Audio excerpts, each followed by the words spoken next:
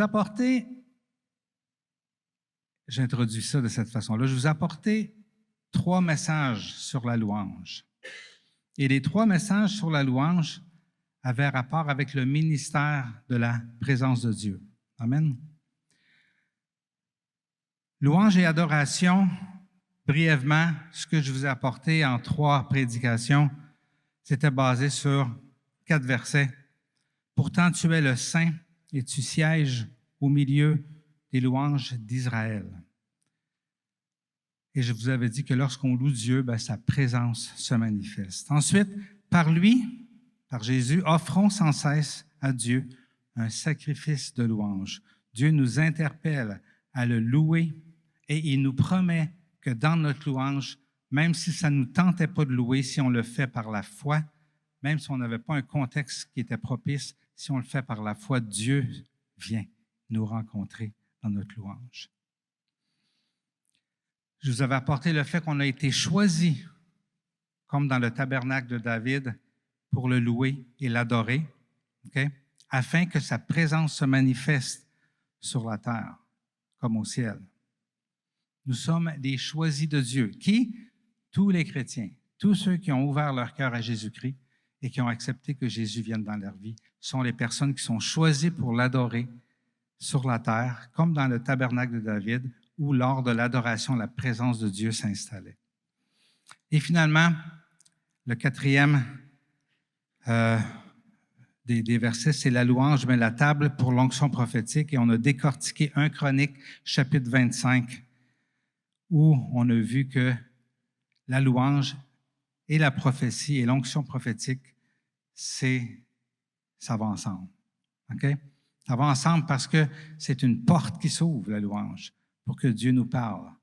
Et on a vu que dans l'histoire, Dieu a mis des musiciens qui étaient aussi prophètes parce que ça va ensemble. Et nous sommes aujourd'hui les choisis pour apporter l'adoration et la louange. Et à cause de ça, nous sommes ceux qui sont choisis pour entendre Dieu. Okay? Et entendre Dieu, c'est pas juste entendre la voix audible. J'ai jamais entendu la voix audible de Dieu. Mais Dieu me parle depuis 40 ans, de toutes sortes de façons. Okay? On vient sensible. Hein? Dieu qui nous parle, c'est comme une lumière qui s'allume. C'est comme un vent qui souffle et un vent qu'on ne retrouve pas dans le monde. Mais on sent un vent, une air fraîche qui est en train de faire quelque chose en nous. C'est une paix qui s'installe, une paix qui ne se retrouve pas non plus dans le monde, malgré tous les réconforts que ce qu'on nous offre un peu partout.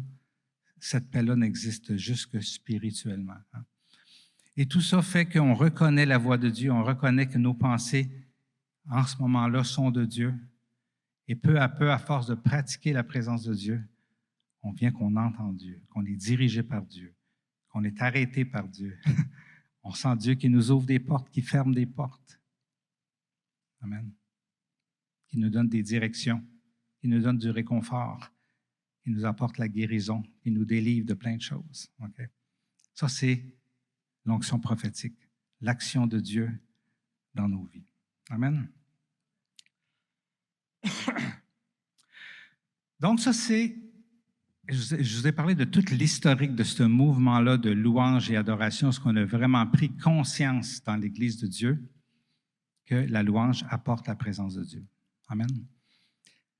Ça a commencé dans les années 1940, comme je vous avais dit, et ça l'a augmenté jusqu'à aujourd'hui. Ça l'a fait le tour et ça a pénétré toutes les dénominations chrétiennes qui existent, évangéliques, protestantes, catholiques. Ça a pénétré toutes les dénominations et ça fait partie de plus en plus de toutes les dénominations aujourd'hui. Mais pour introduire mon sujet d'aujourd'hui, j'avais à cœur de vous parler d'un autre mouvement de louange que je ne vous ai pas parlé. OK? Moi, je vous ai parlé de louange et adoration. Ce matin, je vous parle brièvement, avant mon sujet, et vous allez comprendre pourquoi, de la louange contemporaine. Hein? Donc, en anglais, c'est Praise and Worship, louange et adoration, et Contemporary Worship, la louange contemporaine. OK? La louange contemporaine, contrairement au verset que je viens de vous nommer est basé sur un autre verset. Et c'est dans 1 Corinthiens 9, 19 à 22. Ça dit, c'est Paul qui parle. Il dit, « En effet, bien que libre vis-à-vis de tous, je me suis fait l'esclave de tous afin de gagner le plus grand nombre. Avec les Juifs, j'ai été comme les Juifs, afin de gagner les Juifs. Avec ceux qui sont sous la loi de Moïse, comme si j'étais sous la loi, bien que n'étant pas moi-même sous la loi, afin de gagner ceux qui sont sous la loi. Avec ceux qui sont sans loi, comme si j'étais sans la loi, bien que je ne sois pas sans la loi de Dieu, puisque je me conforme à la loi de Christ, afin de gagner qui sont sans la loi.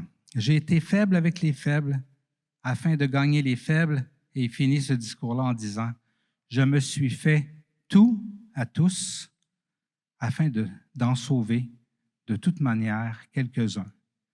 Et je fais cela à cause de l'Évangile, afin d'avoir part à ces bénédictions. » Le souci de ce mouvement de louange contemporaine est basé surtout sur cette dernière partie.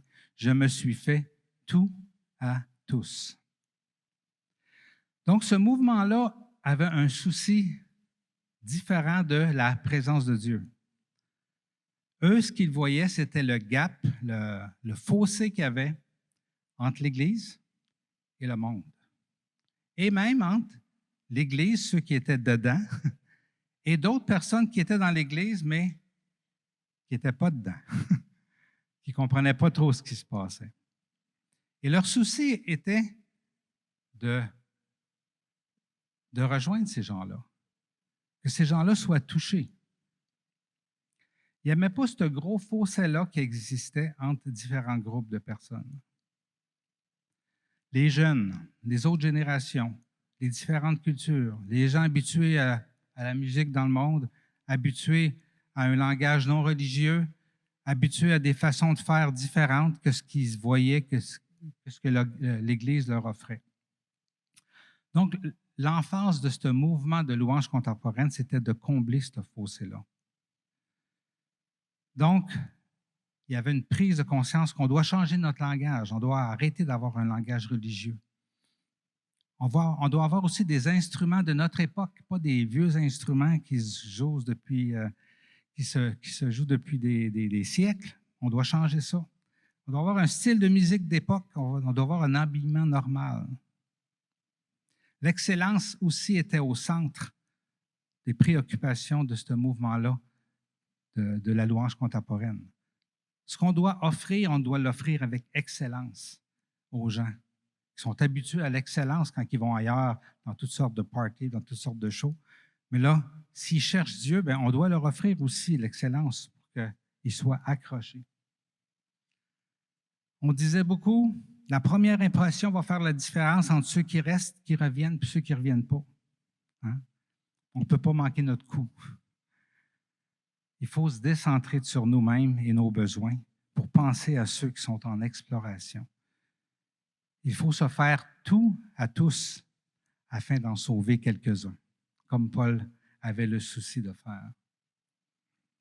Ce qui est intéressant, c'est que ce mouvement de louange contemporaine-là, à date de bien avant 1946, où il y a eu un réveil du praise and worship, de la louange et adoration.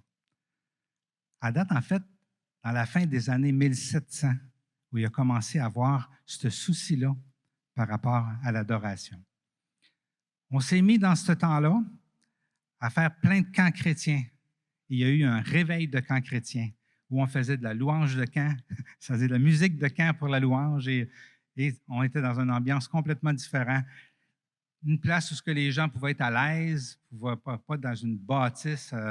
Dans ce temps-là, toutes les églises étaient souvent très esthétiques, tout ça. Puis on pouvait être d'une place où les gens se sentaient à l'aise, pouvaient se sentir eux autres mêmes. Ça, c'est dans la fin des années 1700. Dans les années 1830, il y a un homme qui a été l'auteur d'un grand réveil, Charles Finney. Il était concerné, lui aussi, par le fossé qui existait entre les vieilles façons de faire de l'Église et la culture des gens. Et il a eu à cœur de dire qu'il faut réformer notre façon de louer parce que les gens se perdent. Puis nous autres, on est ensemble entre nous, puis on profite de la présence de Dieu. Le royaume des cieux, c'est pour eux autres aussi. Il faut s'adapter.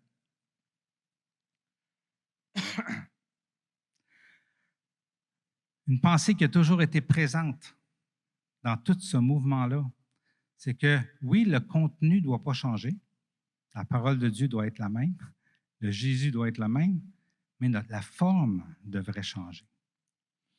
Dans les années 1860, il y a eu un couple, William et Catherine Booth, qui sont les fondateurs de l'Armée du Salut. Eux aussi, c'était leur souci principal.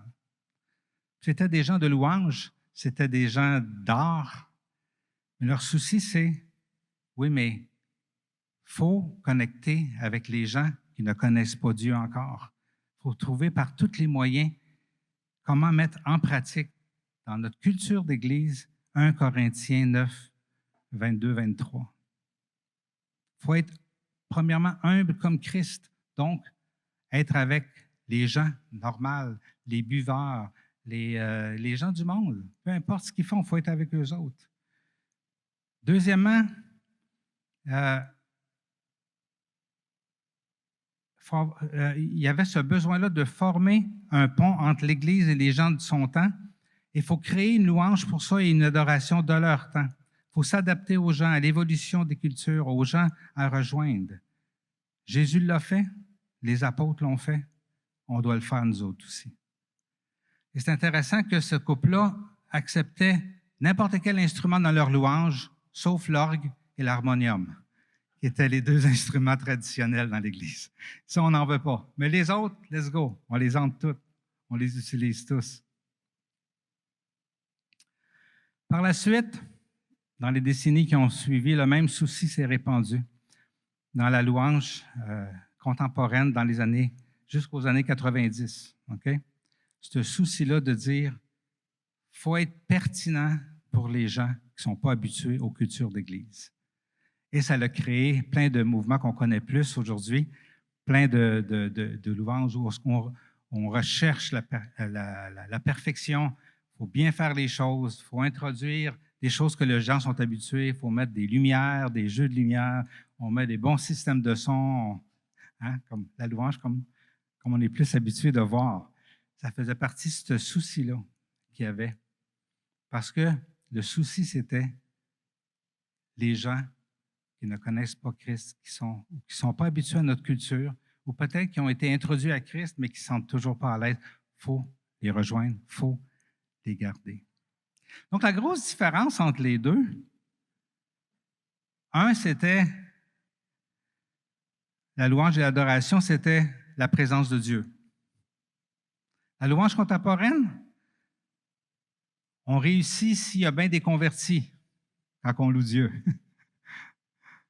Voyez-vous le contraste? C'est si la présence de Dieu est solide et qu'on vit un gros trip dans la présence de Dieu, on a réussi. L'autre, c'est s'il y a bien du monde qui se convertisse, on réussit. C'est intéressant, hein? Qui avait raison? C'est les deux qui avaient raison, bien entendu. Hein? On pourrait dire chacun, mais moi je dis les deux. J'aime mieux les deux. Ils avaient raison. Les deux doivent même coexister. Hein? Ce qui est arrivé dans l'histoire, c'est qu'ils se sont éloignés et se sont mis à se critiquer l'un et l'autre. Ce qui fait que quand tu te mets à critiquer l'autre, tu emphases ta façon de faire. Donc, ceux de la présence de Dieu se sont isolés finalement, ils sont devenus dans leur petit monde où ils vivaient plein d'affaires intenses, mais l'Église grossissait pas, même elle rapetissait de plus en plus. Puis la louange contemporaine, ça a fait des bombes au début. Mais à un moment donné, ça s'est mis, le monde ont décroché. Parce que l'extrême de ça, ça a été que on avait oublié que finalement, c'est la présence de Dieu qui convertit les gens. Et c'est la présence de Dieu qui retient les gens aussi. Donc, ils prenaient chacun le bord. Il y en avait entre les deux, là. Mais il y avait cette tendance-là. Et heureusement, peu à peu, Dieu les a réunis. Je pense que c'est important qu'ils fassent leur chemin pour vraiment décortiquer l'emphase de chacun. Mais Dieu les a réunis, surtout depuis des années 90 et surtout dans les années 2000. De plus en plus, les deux se rencontrent, réalisent qu'ils ont besoin les uns des autres. Amen. Que ceux qui aiment beaucoup la présence de Dieu, il faut qu'ils demeurent conscients qu'il y a des gens qui ont besoin de Christ. Et ceux qui sont très emphasés sur « il faut être pertinent », il ne faut pas oublier la présence de Dieu. Elle est importante aussi, puis il faut la chercher dans notre louange. Donc, en concluant cette petite historique, j'ai mis un peu la table sur mon sujet que je n'ai pas encore commencé. Mais je voulais terminer un peu ce que j'avais commencé par rapport à l'historique de la louange, de l'adoration contemporaine qu'on vit aujourd'hui, pour amener quelque chose qui se vit dans la louange, mais là, je vais sortir de la louange, ce n'est pas juste dans la louange. Mais c'est un principe de Dieu qu'on a fait ce matin, qu'on fait chaque fois qu'on loue Dieu, mais qu'on peut faire aussi dans notre vie personnelle. Un principe, en fait, qui se pratique depuis 2000 ans, pas juste depuis 1700 ou depuis les années 1940, qui a toujours été présent dans les chants et présent aussi dans ceux qui sont imbibés de la parole. Et c'est le titre de mon, finalement, que je vous apporte, c'est la puissance de la proclamation. Amen. La proclamation de la vérité. Et c'est ça que j'avais à cœur de vous emmener pour conclure un petit peu tout ce que je vous ai parlé sur la louange. Et comme je vous dis, là, on sort, on ne reste pas juste dans la louange. On sort dans notre vie de tous les jours, la puissance de la proclamation. Donc, c'est sûr que les chrétiens, lorsqu'ils chantent la parole, ils se sont toujours rendus compte, peu importe leur emphase, peu importe le réveil qu'ils vivaient, quand on chante la vérité, il y a quelque chose qui se passe, au moins en nous autres et souvent autour de nous. Amen. Parce que lorsqu'on proclame la vérité, il se passe quelque chose. Amen. Lorsque j'ai débuté la cellule chez nous, je pense que je vous l'ai déjà partagé ça, des fois on n'était pas grand monde. Des fois on était 8, 9, « wow, ça va bien, Seigneur, c'est bon de te servir ». Puis là on se ramassait des fois 2, 3. On restait, moi et ma femme, puis des fois un autre ou 2 autres. Mais je me disais, on n'arrêtera pas.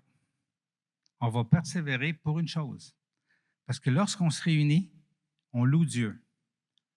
Et si on proclame Dieu dans la louange, c'est sûr que dans le ciel, il se passe quelque chose. Et c'est sûr que Dieu va faire quelque chose. Même si je n'ai pas de formation en implantation d'église, même si je n'ai pas d'institut biblique, même si je n'ai pas ce qu'il faut, je sais que si je loue Dieu, Dieu va agir. Et ça a donné l'église qu'on a. Simplement parce que la proclamation de la vérité, c'est puissant. Je vous ramène ce verset-là que je vous ai emmené 3 fois dans mes enseignements sur la louange. C'est la 3e fois aujourd'hui. Je vous le dis en vérité, tout ce que vous lirez sur la terre aura été lié au ciel. Tout ce que vous délirez sur la terre aura été délié au ciel. Amen. Lorsqu'on proclame la parole de Dieu, on délie les vérités de Dieu sur la terre. On établit les vérités du ciel sur la terre. On envahit la terre avec le ciel. Amen. Proclamer les vérités de Dieu, soit des vérités qui sont inspirées prophétiquement, parce que des fois Dieu va nous révéler quelque chose et on sait que c'est Dieu. Proclamer ça, ou sa parole, qui est immuable, qui ne peut pas se tromper, bien, ça fait ça. Ça établit le ciel sur la terre. Je vais vous emmener dans un verset que je vous ai emmené la semaine passée et je vais mettre l'emphase sur la guerre spirituelle. Amen. C'est le psaume 149. Je vous l'ai emmené dans le contexte de louange. Ce matin, je vous l'amène plus dans le contexte de la puissance de la parole. Dans le verset 6 à 9 du psaume 149, ça dit « Que les louanges de Dieu soient dans leur bouche et l'épée à deux tranchants dans leurs mains. Ça, c'est la Bible, l'épée à deux tranchants. C'est la parole de Dieu. Ainsi, ils tireront vengeance des nations, ils puniront les peuples, ils attacheront leurs rois avec des chaînes et leurs grands avec des enclaves en fer. Ils accompliront contre eux le jugement qui est écrit. Et je vous ai apporté le fait que nous n'avons pas à lutter contre le chair et le sang, mais contre les esprits. Okay? Fait que là, on parle d'esprits ici qui tiennent captif la Russie, qui tiennent captif l'Ukraine, Israël même, et la Palestine. Okay? Tous ceux qui n'ont pas été libérés par Jésus-Christ sont captifs en ce moment, Israël inclus. Amen. Donc, il y a des esprits qui tiennent tout ce monde-là captif, bien entendu notre Canada et les États-Unis aussi. La parole de Dieu, lorsqu'on la proclame, lorsqu'on proclame les vérités de Dieu, les plans de Dieu, le futur de ce que Dieu prépare, lorsqu'on le proclame, on établit sur terre la vérité. On tasse l'ennemi qui brainwash le monde depuis des siècles. On le tasse carrément et on remplace ça par la vérité de Dieu. Amen. C'est une guerre spirituelle, la proclamation de la parole, et c'est puissant. Dieu combat pour nous. L'Esprit Saint agit, et comme on va voir tantôt, les anges aussi, selon la parole de Dieu.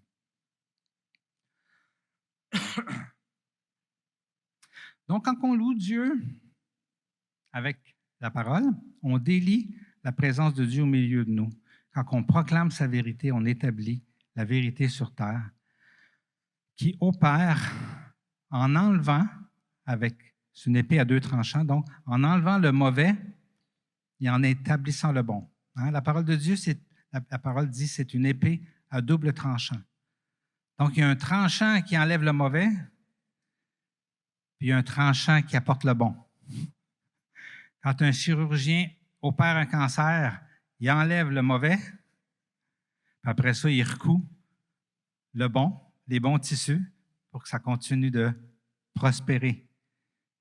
Si un chirurgien enlève un appendice qui est inflammé puis infecté, il enlève le mauvais, puis il recoue les bons tissus pour qu'il puisse continuer de faire l'œuvre pour laquelle ces tissus-là sont sur la terre.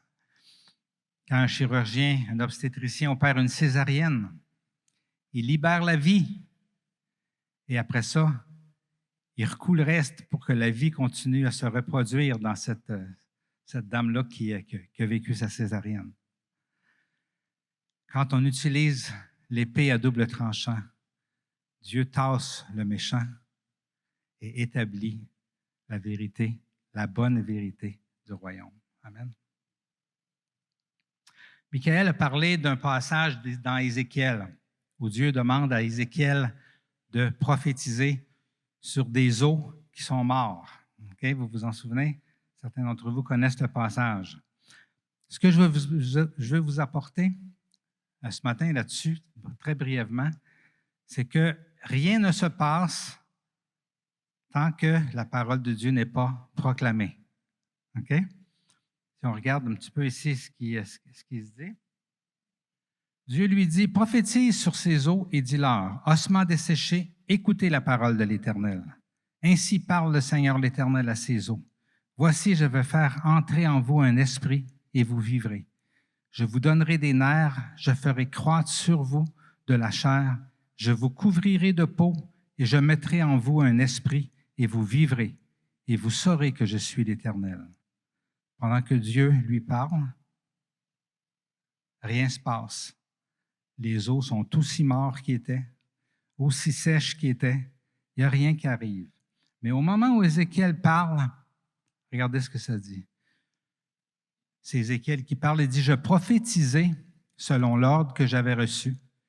Et comme je prophétisais, il y eut un bruit, et voici, il se fit un mouvement, et les eaux s'approchèrent les uns des autres. Je regardai, et voici, il leur vint des nerfs, la chair crue, et la peau les couvrit par-dessus. Mais il n'y avait point d'esprit en eux. » Dieu a dit, prophétise ça Rien ne s'est passé tant qu'il ne l'a pas prophétisé. Et s'il ne l'avait pas proclamé, il n'y a rien qui serait arrivé dans sa vision. Donc, encore une fois, Dieu dit, prophétise et parle à l'Esprit. Prophétise, Fils de l'homme, et dis à l'Esprit, ainsi parle le Seigneur, l'Éternel. Esprit, viens des 4 vents, souffle sur ces morts et qu'ils revivent. C'est rien qui s'était passé. Il n'y avait pas de vie. Ézéchiel dit, je prophétisais selon l'ordre qu'il m'avait donné. Et l'Esprit entra en eux, et ils reprirent vie, et ils se tinrent sur leurs pieds. Rien ne s'est passé tant que le prophète n'a pas proclamé ce que Dieu lui avait dit, la vérité de Dieu. Et c'est là que ça s'est arrivé. C'est un gros message, ce passage-là. Vous le lirez dans Ézéchiel, qui nous encourage à proclamer les vérités de Dieu, parce que ça fait toute la différence. Dieu a établi depuis longtemps des vérités. Et il nous appelle, en commençant par Jésus maintenant nous, à les établir sur la terre, comme au ciel. On a plein de promesses qui ne sont pas accomplies. Dieu nous demande de les proclamer afin qu'ils soient accomplis. Nous sommes les prêtres, que la parole de Dieu dit, choisis pour porter du fruit. C'est quoi ce fruit-là? C'est d'établir les œuvres de Dieu sur la terre. C'est ça le fruit. Des conversions et plein d'autres choses. Des transformations. Des obstacles qui tombent, des murs qui tombent. Ça, c'est notre rôle. Nous avons à proclamer le ciel sur la terre. Nous avons été choisis pour le louer. Et comme je vous ai expliqué la semaine passée, par la louange, nous devenons les prophètes de Dieu. Sans la louange aussi, mais la louange nous aide à entendre Dieu. Amen. Les prophètes de Dieu pour faire quoi? Pour proclamer la vérité sur la terre. Qu'est-ce qu'on proclame? 2 choses. La parole écrite et immuable, dans son vrai contexte. Souvent, on va proclamer des choses qui n'ont aucun rapport, même si c'est écrit dans la Bible. Dieu a dit à Salomon, tu vas devenir le plus riche et le plus populaire. Je proclame que ça va être moi. Dieu n'a pas proclamé ça sur toi. Il a proclamé ça sur Salomon. Il ne faut pas sortir du contexte, ce qui est là. Okay? Donc, il faut proclamer ses vérités à lui, pas ceux que je désire, pas ceux que moi je voudrais. Amen. Souvent, on emploie « Crois au Seigneur Jésus et tu seras sauvé, toi et ta famille. »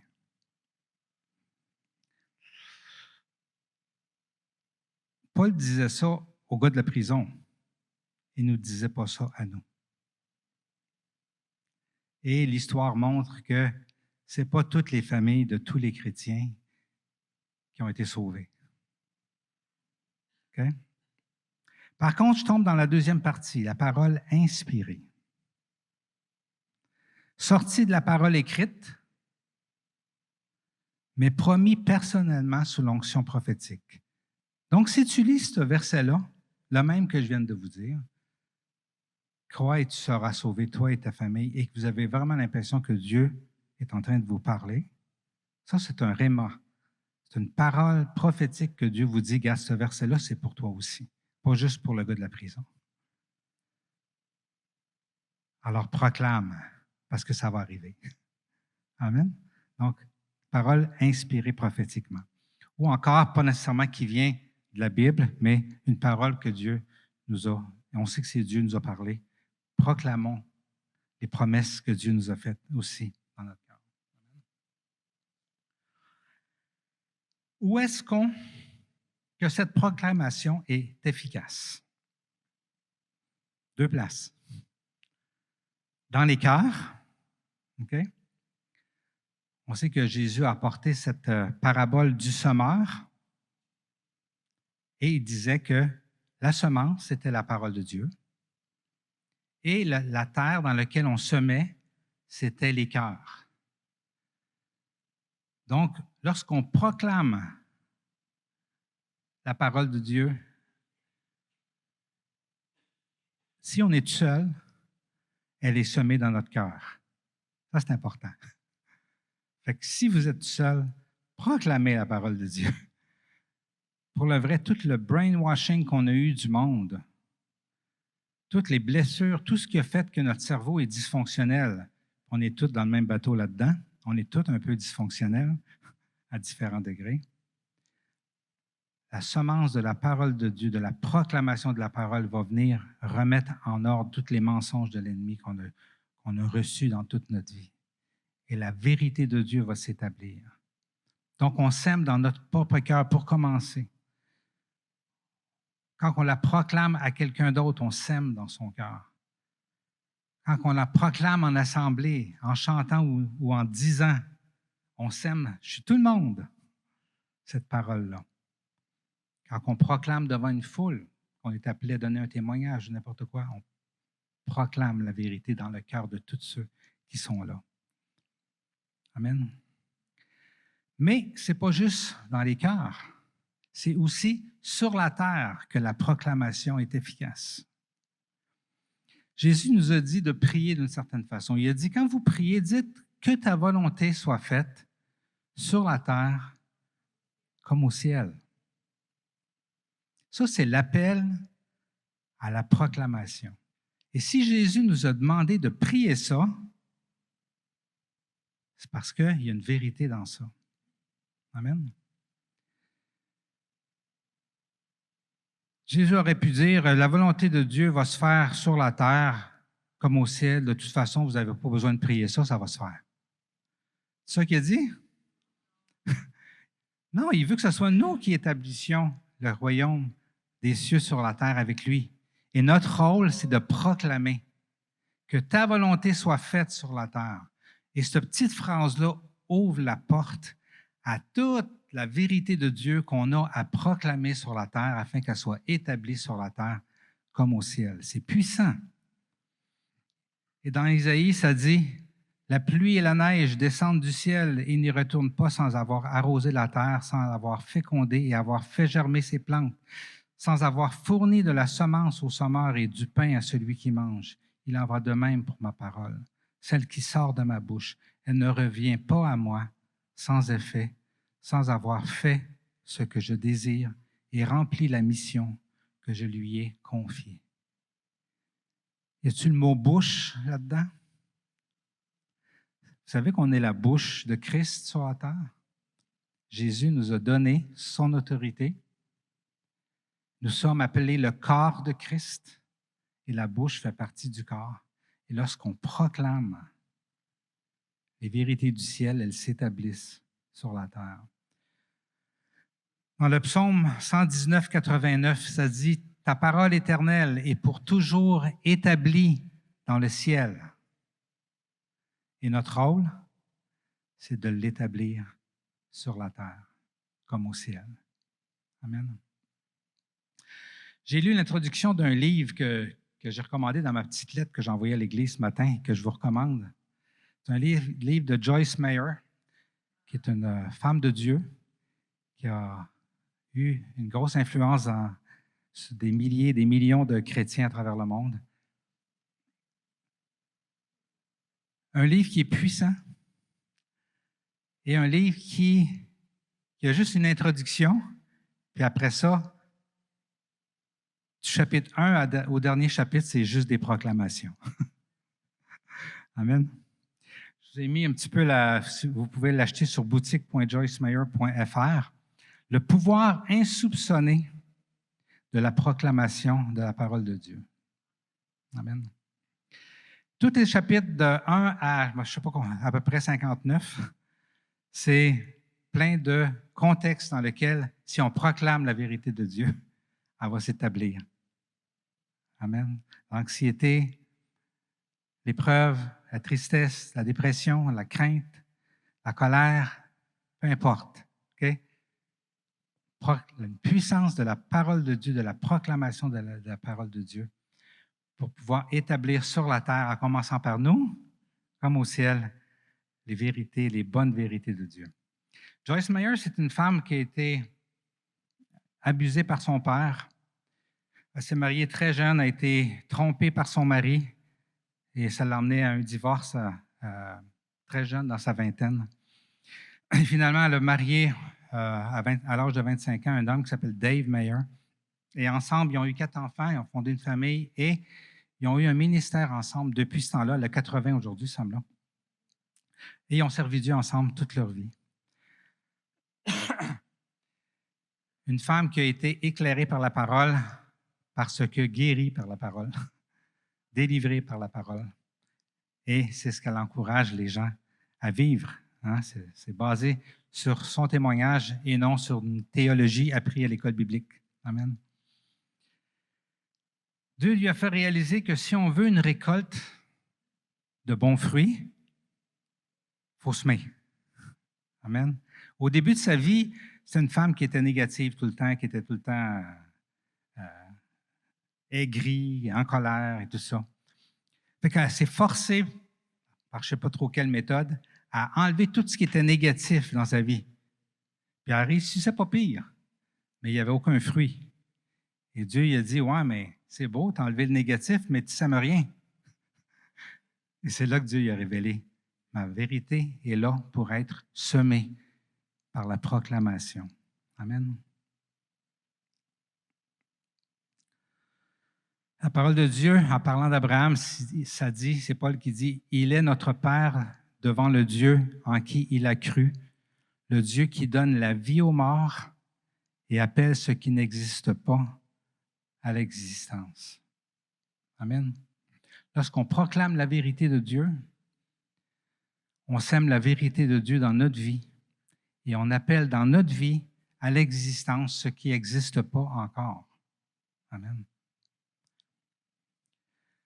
Joyce Meyer, dans son introduction, elle insiste, elle dit, « Je proclame la vérité par contre, la parole, pas ce que je veux, pas ce que je désire, pas mes souhaits pour moi-même. » Elle a sûrement pratiqué au courant de sa vie pour pouvoir nous dire ça à l'âge de 80, aussi clairement que ça, comme chacun. Hein, des fois, on proclame des choses qui ne sont pas de Dieu. Ça n'arrive pas, on est frustré. Et si ça arrive, si Dieu finit par nous le donner parce qu'on a trop insisté, on se rend compte qu'on n'aurait pas dû y demander. Joyce Meyer a dit, c'est la vérité qu'il faut proclamer. La volonté de Dieu, ce n'est pas un moyen proclamé d'accomplir notre propre volonté, mais la volonté de Dieu dans notre vie. Amen. On se met en accord avec Dieu pour établir sur la terre ce qui existe déjà au ciel. Chaque fois qu'une parole dans notre tête ne s'accorde pas avec la parole, la proclamation à haute voix va faire disparaître cette pensée qui n'est pas de Dieu dans notre tête. Elle dit, comme d'autres ont dit aussi, on ne peut pas vaincre Goliath la bouche fermée. Et souvenez-vous que lorsque David s'est battu contre Goliath, il a proclamé avant de lancer sa pierre. Hein? Il dit, « Tu marches contre moi avec l'épée, la lance et le javelot. Moi, je marche contre toi au nom de l'Éternel, le Maître de l'univers, au nom du Dieu de l'armée d'Israël que tu as insulté. Aujourd'hui, l'Éternel va te livrer entre mes mains. Je t'abattrai, je te couperai la tête. Aujourd'hui, je vais donner les cadavres du camp des Philistins aux oiseaux du ciel et aux bêtes sauvages. Toute la terre saura qu'Israël a un Dieu. » Et après ça, il a pris sa pierre. Tchoum! Et il a battu Goliath, qui était beaucoup plus grand que lui et beaucoup plus fort que lui, comme beaucoup de nos ennemis. Amen. Ici, David a eu une inspiration, basée sur la vérité de Dieu, mais en même temps, l'inspiration de dire, « Je vais gagner, c'est sûr. » Il la proclame et y agit. Paul nous dit, en effet, les armes avec lesquelles nous combattons ne sont pas humaines, mais elles sont puissantes grâce à Dieu pour renverser des forteresses. Nous renversons les raisonnements et tout obstacle qui s'élève avec orgueil contre la connaissance de Dieu, et nous faisons toute pensée, incluant la nôtre, prisonnière pour qu'elle obéisse à Christ. Renverser les idées, les pensées, les raisonnements et les théories qui ne sont pas en accord avec la parole de Dieu, ça nécessite qu'on utilise les armes, l'arme offensive que Dieu nous a donnée, qui est la parole de Dieu. Vous savez, la parole de Dieu, c'est une arme offensive. Ce n'est pas une arme défensive. Amen. Elle chasse l'ennemi, elle le repousse et en même temps, elle sème de la bonne semence sur la terre, en nous, dans les cœurs autour de nous. Comme tout autre principe de la parole de Dieu, cela va fonctionner, ne fonctionnera pas si ce n'est pas appliqué. Et juste le fait de savoir ça, ça ne donnera pas rien. On doit proclamer la vérité, la parole de Dieu. Je vais vous donner quelques citations dans l'intro de Joyce Meyer. Lorsque nous parlons, la parole devient une épée à deux tranchants, comme je vous ai dit, qui défait l'ennemi avec un tranchant et qui ouvre les bénédictions du ciel avec l'autre. Elle dit aussi, la foi est active, elle doit être libérée. Nous pouvons libérer la parole de Dieu par la prière en confessant sa parole à haute voix, en prenant des actions inspirées par Dieu. Hein? Si tu reconnais publiquement de ta bouche que Jésus est Seigneur, que ça dit dans Romains, de ta bouche, et que tu crois dans ton cœur que Dieu l'a ressuscité, tu seras sauvé. En effet, c'est avec le cœur qu'on croit, mais c'est avec la bouche qu'on affirme une conviction et parvient au salut. C'est avec la bouche que le royaume des cieux s'installe sur la terre, que les vérités de Dieu s'installent sur la terre. Elle dit, nous sommes bénis dans le faire et non seulement dans le savoir. Comme Jacques dit, la foi sans les œuvres est morte. Il faut en faire une habitude. Il faut s'imprégner de la parole pour que ce soit des munitions toujours prêtes à être lancées. Retenons fermement que l'auteur de Hébreux dit, l'espérance que nous proclamons, car celui qui a fait la promesse est fidèle. Lorsqu'on proclame, gardons l'espoir. Comme un joueur de football qui garde le ballon de football pendant qu'il se fait plaquer pour que personne ne lui enlève. Lorsqu'on proclame la parole, on a une promesse qui vient avec. On a un espoir qui vient avec. Retenons fermement l'espérance que nous proclamons. Amen. Souvenons-nous que la langue a le pouvoir de la mort et de la vie. Utilisons notre langue pour la vie, pas pour la mort. Amen. Aimons parler, mais de la vérité. Amen. Donc, Dieu a pourvu une arme puissante pour nos cœurs. Et checkez ces deux versets-là. De belles paroles bouillonnent dans mon cœur, ça dit dans le psaume. Je dis, mon œuvre est pour le roi. Que ma langue soit comme une plume d'un habile écrivain. Vous savez que quand vous parlez, vous écrivez. Ceux qui sont illettrés, quand vous parlez, vous écrivez. Vous écrivez où? Ça dit dans le proverbe que la bonté et la vérité ne t'abandonnent pas. Attache-les à ton cœur, à ton cou. Écris-les sur la table de ton cœur. La parole écrit sur les tables du cœur, en commençant par notre cœur à nous. Amen. Donc, on écrit dans les cœurs et, comme je vous disais tantôt, n'oublions pas que lorsqu'on proclame, on établit aussi sur la terre. C'est ce que Jésus a fait. Il proclamait les vérités de Dieu. Regardez ce qu'il dit. Il dit, les paroles que je vous dis, je ne les dis pas de moi-même, c'est le Père qui vit en moi, qui fait lui-même ses œuvres. Les paroles que je vous dis sont inspirées de Dieu, prophétiquement, et moi je les établis sur la terre. Nous sommes ceux qui remplacent Jésus. On a vraiment besoin de Jésus pour le faire. On a besoin de son esprit. Et son esprit, on l'a par son sacrifice sur la croix. Mais nous sommes le corps de Christ. Le Père vit en nous par son esprit. Et c'est notre rôle d'établir les vérités et les plans de Dieu sur la terre. Dieu sert de toute la création pour établir ces choses sur la terre, même des anges. Regardez ce que ça dit ici. Les anges ne sont-ils pas tous des esprits au service de Dieu, envoyés pour apporter de l'aide à qui? À ceux qui vont hériter du salut. Ça, c'est nous autres, ça. Dans un autre passage de l'Ancien Testament, ça dit « Bénissez l'Éternel, vous ses anges, qui êtes puissants et forts, et qui exécutez ses ordres en obéissant à sa parole. » On ne se rend pas compte à quel point, lorsqu'on proclame la parole, les anges nous entendent. Ils sont au service de Dieu, mais sont là pour nous servir, nous qui avons hérité du salut. Et ils obéissent à quoi? À la parole qu'on proclame. Si on proclame nos propres désirs, ils ne feront rien. Mais si on proclame la vérité de la parole, les anges sont là. Dieu les envoie afin qu'ils fassent leur œuvre sur la terre. L'armée céleste est déployée pour combattre pour nous, pour combattre sur cette terre et renverser les forteresses de ce monde qui les empêchent de voir clair. Amen. Si on veut que nos armes soient efficaces, ça nous prend des munitions. S'il y a un pays qui demande des munitions de ce temps-là, c'est bien l'Ukraine.